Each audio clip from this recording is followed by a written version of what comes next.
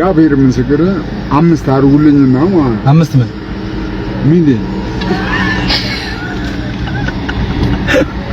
አዲስ ሆነን መንቀሳቀስ እንፈልጋለን። ቤተክርስቲያናችን እንድትታደስ እንፈልጋለንና የትኛው ቤተክርስቲያን ነው የምትታደሰው? ኦርቶዶክስ እንዴ እናንተ ውጪ ናችሁ፣ ኦርቶዶክስ አይደላችሁ።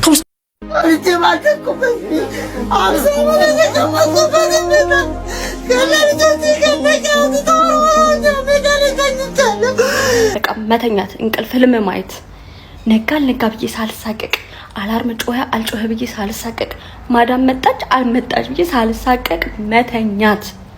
ሰው እንዴት 2 አመት ሙሉ እንቅልፍ ያጣል? እናንተስ ምንድነው እስቲ ማድረግ የምትፈልጉት? እስቲ ኮሜንት ላይ ጻፉልኝ ጋይስ።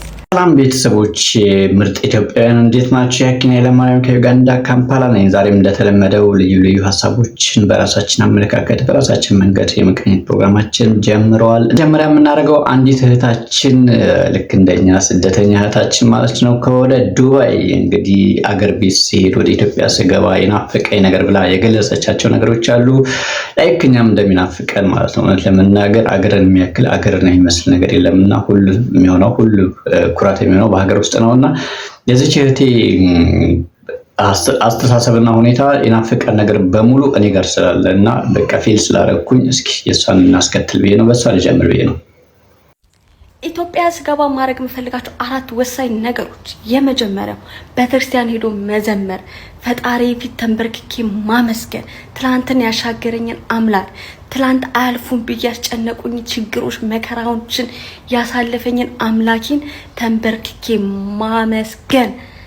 ብዙ መከራን ብዙ ስቃይን እንዴት ነው ማልፈው? እንዴት ነው የምቀጥለው? እንዴት ነው 2 አመት የምጨርሰው ብዬ በከፋኝ ሰዓት ባዘንኩ ሰዓት ከጎኔ ሆኖ በነገሮች ሁሉ ፈጣሪ ቀድሞ ነገሮችን የሚያስተካክልልኝን አምላኬን ተንበርክኬ ማመስገን ናፈቀኝ። ሁለተኛው እንጀራ በሽሮ ወጥ መብላት ኢማጂን። ሶስተኛ በነፃነት ማውራት፣ በነፃነት መሳቅ፣ ከቤተሰብ ጋር ማውራት፣ ቡና መጠጣት፣ እንደ ልቤ ጠግቤ መብላት ሳልሳቀቅ በቃ እንደ ፈለኩኝ መኖር፣ ወጥቼ መግባቴን በቃ ነፃነት። አራተኛና የመጨረሻው ዋናው ነገር እንቅልፍ፣ በቃ መተኛት እንቅልፍ ህልም ማየት ነጋል ነጋ ብዬ ሳልሳቀቅ አላርም ጮኸ አልጮኸ ብዬ ሳልሳቀቅ ማዳም መጣች አልመጣች ብዬ ሳልሳቀቅ መተኛት። ሰው እንዴት 2 አመት ሙሉ እንቅልፍ ያጣል? እናንተስ ምንድነው እስቲ ማድረግ የምትፈልጉት? እስቲ ኮሜንት ላይ ጻፉልኝ ጋይስ። እንዳያችኋት ነው የሚገርም ነው። በተለይ ቤተክርስቲያን ሄዶ የመጸለይ እኔ የካ መገናኛ የከሚካኤል ጠዋትና ማታ ማልቀርበት ቤተክርስቲያን በጣም ስቲል ትላንት ኢቭን ፎቶ ላላኩልኝ ብያለሁ ማለት እዚች ጋር እንደዚች አጠገባችን ቁጭ ብላ እንዳትሉ ደግሞ የምር ማለት ምን ያህል ስሜቱ ምን ያህል እንደሆነ የምታውቁ ዞር ስትሉ ነው። ቤተክርስቲያን ሄጄ መጸለይ ምናምን ያለችው ነገር ፕላስ ደግሞ ቡና መጠጣት ያለችው ነገር እኛም ጋር ጠዋት ከእናቴ ጋር ቁጭ ቡና መጠጣት ነገር ማስታወሳት ነገር አለች። ብዙ ትውስታዎች አሉና የተለመደ ነው። ጠዋት ቤት ማዘር ቡና ፍልታ ምናምን ፋሚሊ የምጠራበት የአካባቢ ማህበረሰብ በቃ ላይ እንደ ድሮ ላይፍ ነው። አሁን ኑሮ እንደተወደደበት ሳይሆን እንደ ድሮ እንደ መልካሙ ጊዜ ነው ማዘር አኗኗሯና ጎረቤት ጠርታ ምናምን በጠዋት ሆይ ስንል ምናምን በጋራ ብዙ ነገር ሲወራ ከስራ በፊት ወደ ስራ ከመውጣት በፊት ብዙ ነገሮች ነበሩና የሚናፈቁ ነገሮች ናቸውና ተች ያደረገኝ። ሌላኛው ደግሞ እንቅልፍ ያለችው ነገር እንቅልፍ በተለይ ሰላማዊ እንቅልፍ የምተኙት ቤታችሁ ውስጥ ነው፣ ሀገራችሁ ውስጥ ነው። የምር ማለት ነው። ከዛ ውጪ በጣም ትንሽ ውስጤን የነካኝ ቪዲዮ ሰሞኑን ሲንሸራሸር አይቻለሁ። የቤት ፈረሳ ጉዳይ ነውና የቤት ፈረሳ እንግዲህ እሱ ፕሮግራም ቪዲዮን እስኪ መጀመሪያ ትንሽ ላሳዘነኝ ያለው ነገር ውስጤን ስለነካኝ ቪዲዮን አይተን እንመለስ እስኪ።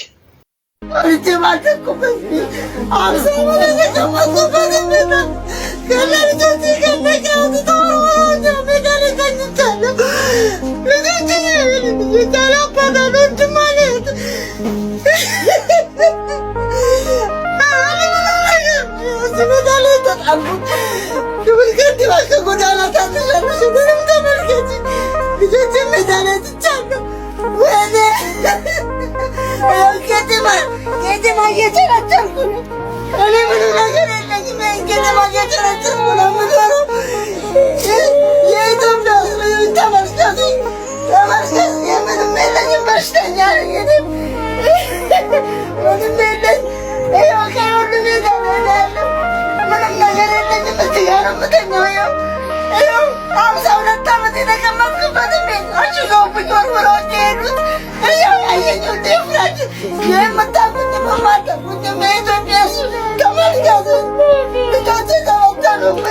በጣም የሚነካ ነገር አለው። በተለይ ልጆች ሁኔታ፣ የህፃናቶች ሁኔታ፣ የእናትየው ሁኔታ በጣም የምር ማለት ብዙ ነገሮች እንድናስብ ያደርገናልና እንግዲህ ነገር ሲደረግ ይህን ያደረገው አካል ምክንያት ይኖረዋል ብዬ አስባለሁ። በቂ ምክንያት ይኖረዋል ብዬ አስባለሁ። ግን የፈለገ በቂ ምክንያት ቢኖረው ግን በዚህ ልክ ማስለቀሱና በዚህ ልክ በሌሉበት ታሽጓል ብሎ መለጠፉ እቃቸውን ወደ ውጭ መውጣቱ ትክክል ነው ብዬ አላምንም። መጀመሪያ ቢያንስ ብዙ ነገሮችን አዘጋጅቶላቸው ወይ ተገቢም ከሆነ መልቀቃቸው ተገቢ ከሆነና ያ ሪትን የሆነ ነገር ሊኖር ይችላል። ያው የሆነበት የራሱ የሆነ ህግ ሊኖረው ይችላል። ግን ቢሆንም እንኳን ተገቢውን ቦታ ተፈልጎላቸው መጀመሪያ ቦታ ተዘጋጅተው ቤቱን መፍረስ ካለበት ቤቱን መልቀቅ ካለበት እንደዛ ቢሆን የተከለበት አካሄድ ልክ አይደለም ብዬ ነው የማስበውና ልጆቹ የማየት አልነበረባቸውም። ታዳጊ ህጻናቶች ናቸው። እናትየውን በዚህ ልክ መሬት ላይ ወድቃ ማልቀስ አልነበረባትም። ልክ አይደለም፣ በጣም ልክ አይደለም። ሌላው እንግዲህ ኢትዮጵያ ውስጥ እንደምታውቁት ነው። ከነ ድህነታችን ፈገግ እንላለን፣ ከነ ሀዘናችን ፈገግ እንላለን፣ ከነ ችግራችን ፈገግ እንላለን። እስኪ የሚቀጥለውን ቪዲዮ አይተን እንመለስ። ስማ ግን ይመችህ፣ ብር እስከሚሰለች። አሚን። ግን ብር የለንም ነው አካውንቴ ለሴሽን ያለኝን ብር ሶ ማች አንተም ብሎ ገማች ይኸውልህ። እሺ 1000 ያዝ። 1000 አካውንት ነው።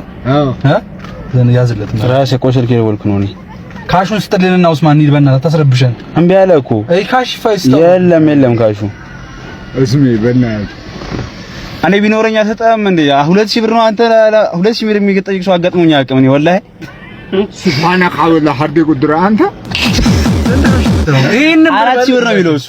ይሄን ብር ይለበልና ይላክልን። ስንት ብር ነው የምፈልገው አንተ? ወላሂ 2000 ብር 4000 ብር ነው የምፈልገው። በቃ ይሄ መኪናውን ስላየኸው ነው እንደዛ ነበር የምጠይቀው። ወላሂ ላዚም ስጋዬን ጨርሶ ባጥንት ያስኪት ማለት ነው። አዎ እኮ ስለዚህ ስንት ብር ነው የምፈልገው ነው አንተ? በቃ እኔ 1 ሚሊዮን ብር ነበረ ቀንሰሽልን ማዛቅ ፈልገሽ ነው አንተ? እሺ ስንት ነው አሁን? አዎ ይመቻችሁ። ብር እስከሚሰለቻችሁ ባሰጡኝ። እሺ አሁን ይሄንን በቃ ወይልሽ እሺ ከሶስታችን ተዋጥቶ ስንት ብር ይሰጥ? እግዚአብሔር ምስክር 5 አድርጉልኝና ማለት 5 ሚሊዮን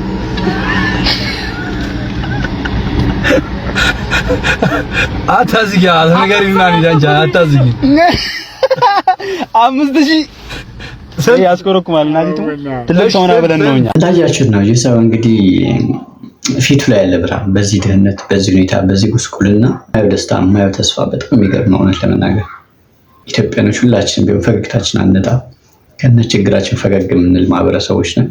የተሻለውን ቀን ያምጣ፣ የተሻለውን ጊዜ ያምጣ። ሁላችንም የምር የምንስቅበት ጊዜ ይምጣ ለማለት ነው። ሌላ እንግዲህ ከቀደሙ ቪዲዮ ተቃራኒ አንዲት እህታችን ሰሞኑን በጣም ቪዲዮ እንደ ጉድ እየጦዘ ነውና እየተንሸራሸረ ነው። እቺ እህታችን እንግዲህ ምንም አይነት እዚህ ግባ የሚባል ስራ የላትም፣ እዚህ የሚባል ሙያ የላትም። ገና ትምህርት ላይ እንደሆነች ነው የምታወራው። ግን በወር $35,000 ነው የምታወጣው። ያ ማለት አይ ቲንክ የሆነ ሚሊዮን ወደ 6 ሚሊዮን ብር ነው። እንደዛ ነገር ይመስለኛል።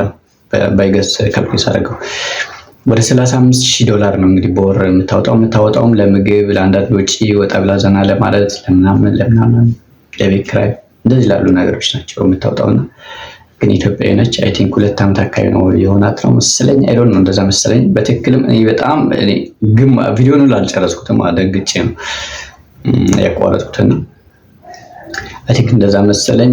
ኢትዮጵያዊ ነች እንግዲህ ከቅድሙ ሰውየው ጋር ከቅድም ሴትዮዋ ከተቸገረው ሴትዮ ጋር አመሳስላት ባላንስ አርኳት። እቺ ልጅ ልጅ ናት ምንድነው የሚለው ነገር ደግሞ ጥያቄ ይምጣ። እንግዲህ ከኢትዮጵያ በወር $35,000 የሚልክ ፋሚሊ ያላት ወይም ባለስልጣን ሊሆን ይችላል፣ ባለሀብት ሊሆን ይችላል፣ ወሪቨር እዛ ውስጥ እኛ የምናውቀው ነገር ስለሌለ ማለት እዛም ያለ ባለሀብት ሊሆን ይችላል፣ አይታወቅም ፋሚሊ እና ግን ኢትዮጵያኖች ያለንበት ሁኔታ ባላንስ ማድረግ ነውና ምን ያህል ልዩነት በጣም እንደሰፋ በተለይ የኢትዮጵያ ኢኮኖሚ ምን ያህል ጋፕ እንደፈጠረ ድሃዎቹና ሀብታሞቹ ላይ ያለው ልዩነት ምን ያህል እንደሆነ እንድትሳዘቡ ነው የመጣሁት። እንግዲህ ያርግላት፣ ለሁላችንም ያርግልን፣ እንለፈው። What's your name? Vicky. Where are you from? I'm originally from Ethiopia. How long have you been in New York City? 2.5 years. How you like it here? I love it. I'm obsessed. Why'd you move here? I moved here to become a singer, actress, and I'm a model, so. And how is all of that going so far? So far, it's going great. I'm a full-time acting and singing student, and I'm loving it. That's amazing. How much money do you spend per month living in New York City, including everything? Per month, I would say about like $35,000.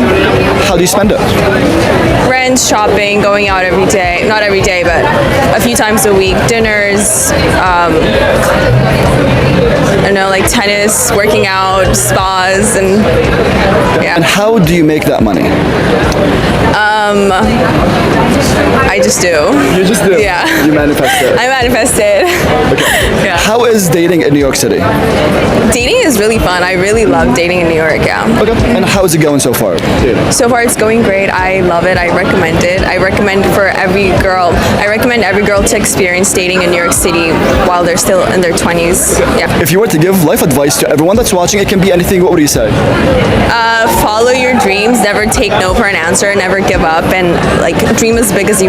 እንግዲህ ቅድም ካልኳቸው ቪዲዮዎች ጋር ለማነጻጸር ያህል የተቸገሩ እናታችን አሉ።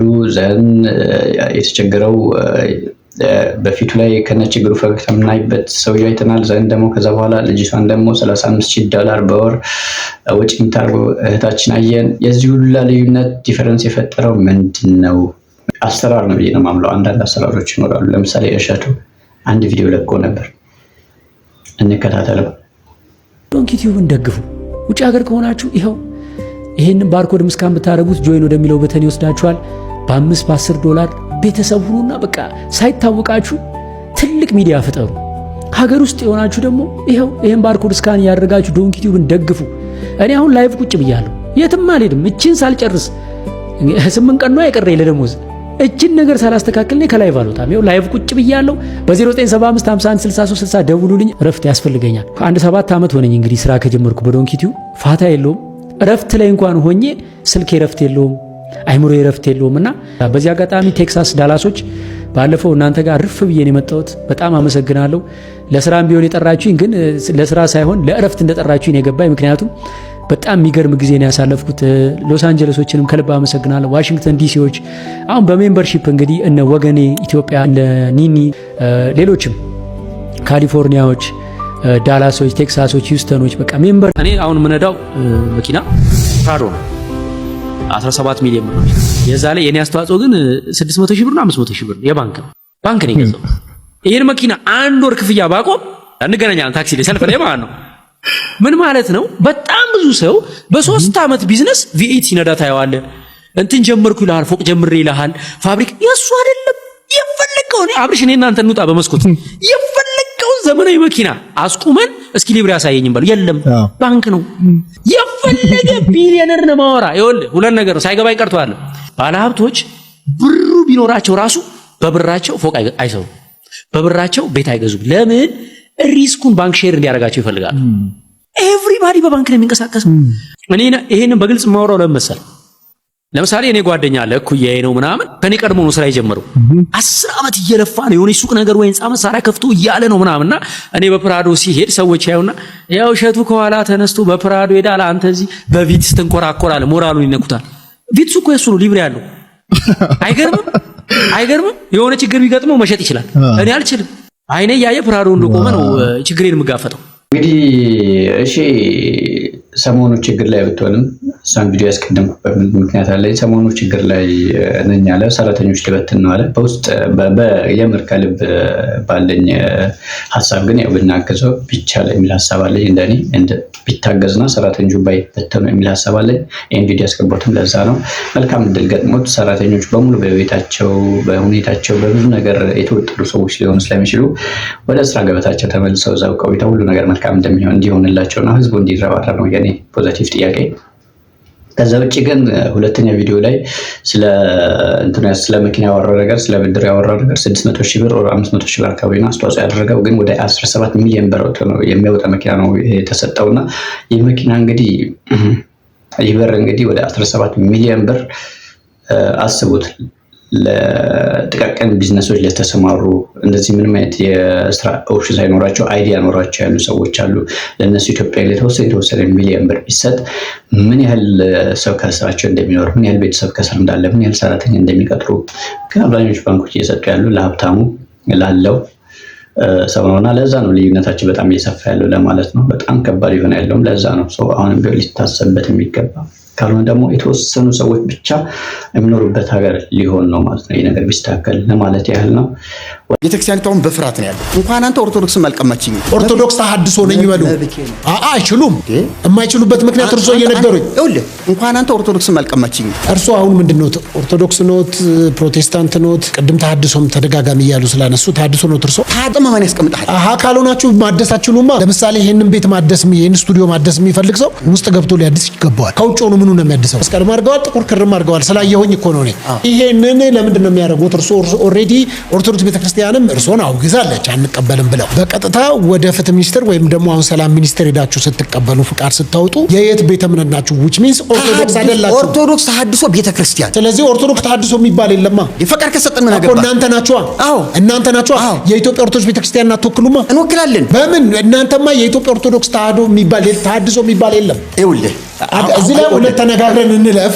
ትልቅ ሰው ኖት፣ አከብሮታለሁ፣ ሐሳቦትን እሰማለሁ። ቤተክርስቲያኒቱ ጥያቄያችንን እስክትመልስ ድረስ በዚህ ፈቃድ አውጥተን እየተንቀሳቀስን ነው። ማን የምትባሉ? ኦርቶዶክስ ተሐድሶ ቤተክርስቲያን። ኦርቶዶክስ ተሐድሶ ቤተክርስቲያን የምትባል ከኢትዮጵያ ኦርቶዶክስ ቤተክርስቲያን ጋር አንድ አይነት አይደሉም። የጠፉ አሉ፣ የጎደላሉ ይላሉ። ከዛ ደግሞ መልሰው ደግሞ መጽሐፍ ቅዱስን ብቻ ነው የምቀበለው ይላሉ። የሰው ልጅ መሆኑን የሚያጣርስና ኑፋቄ ያስገባ ሐሰተኞች ቢጽ ሐሳውያን የሚባሉ መናፍቃን ያስገቡት የጥበብ መጽሐፎች እያሉ እኮ እየጨመሩ ያስተማሩ አይደል? ይሄ ከሰው ጋር መጋባት ይችላሉ፣ ወሲብ መፈጸም ይችላሉ ብለው አስተማሩ። ምክንያቱም ድርሳነ ሚካኤል የኛ ቤተክርስቲያን መጽሐፍ ራሱ አጋንንትን ያወስው ወይተዋሰቡ የመውቱ ከመሰብ አጋንንት እንደ ሰው ያገባሉ፣ ይጋባሉ፣ ይሞታሉ። እነዛ ሊቃውንትና አባቶች 66 ብቻ ነው አዘጋጅተው ብለው የሚሉበት ምንድነው መስፈርቶት? ሁለተኛ ለእርሶ ሲሆን ቢጨመርም ችግር የለም። ግዴታ መርጌታ ጽጌ ስጦታው መጽሐፍ አለባቸው እንዴ? ያን መልእክት ምስጢረ ስጋዊን በደንብ አድርጎ ብትንትን አድርጎ ገልጦ የሚያስተምርህ መምህር ነው። እሱ ግን አያምን፣ ሲጋራ ያጨሳል። አንድ ጓደኛዬ ደንግጦ አብዶ ትምህርቱን ጥሎ ወጣ። እዚህማ አልማርም። እሱ ራሱ ሲጋራ ያጨሳል መምህሩ?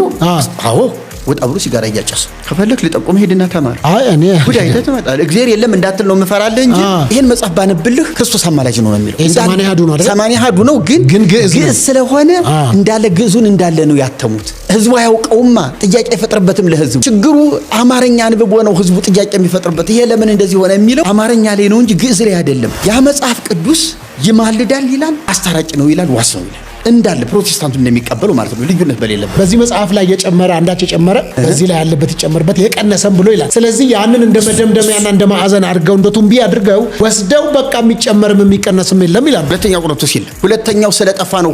ሃይማኖትን በተመለከተ ትንሽ አወዛጋቢ ነገሮች የተነሱ ነው።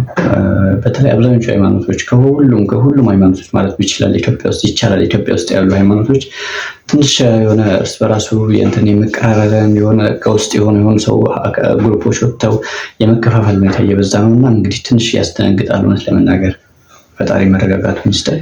የዛሬ ፕሮግራም ይህንን ይመስላል። በተሻለ ጊዜ ሁሉ ነገር መልካም ሆኖ በተሻለ አቀራረብ እስከምንገናኝ ድረስ ባለችን ነገር ወደ እናንተ ተደራሽ ነው እንዳንጠፋፋ በሚል ነው ያኪነኝ። በቀጣይ በተሻለ ነገር እስከምንገናኝ ነገሮች መልካም እስከሚሆኑ ቤተሰብ እየሆናችሁ ጠብቁኝ። ሰላማችሁ ይብዛ። ባይ